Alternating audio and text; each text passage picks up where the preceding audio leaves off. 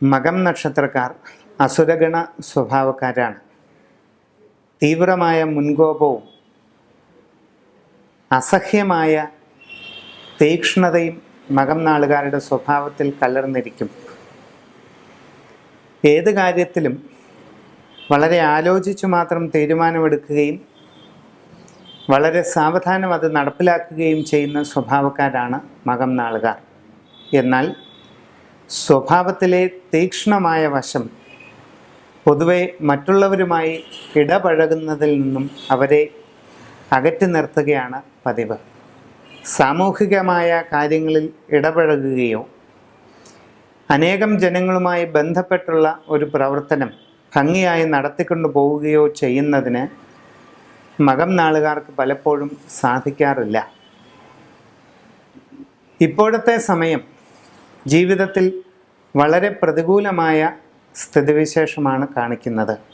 തൊഴിൽ രംഗത്ത് അപ്രതീക്ഷിതമായ പരാജയം, കാര്യതടസ്സങ്ങൾ, ഇച്ഛാഭംഗം, മനക്ലേശം ഇവയെല്ലാം ഉണ്ടാകുന്നതിനാണ് സാധ്യത.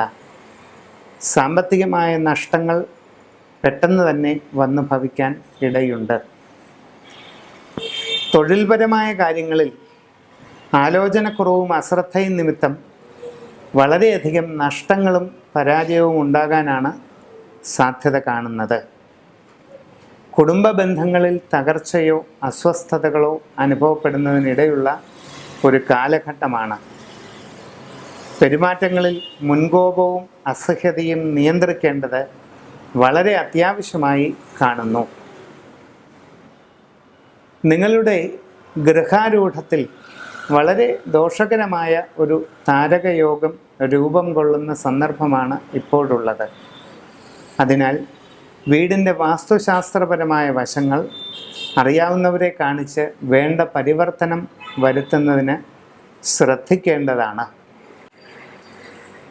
കുടുംബ ബന്ധങ്ങളിൽ വളരെയധികം ആത്മനിയന്ത്രണവും മിതത്വവും ശീലിക്കുന്നത് നന്നായിരിക്കും.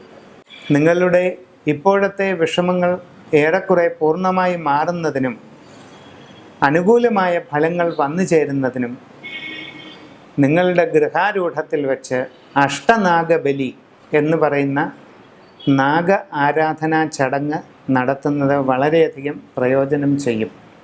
കാരണം രാഹുകേതുക്കൾ വളരെയധികം ദോഷം ചെയ്യാവുന്ന രാശിയിലാണ് ഇപ്പോൾ നിലകൊള്ളുന്നത് എന്നത് തന്നെ.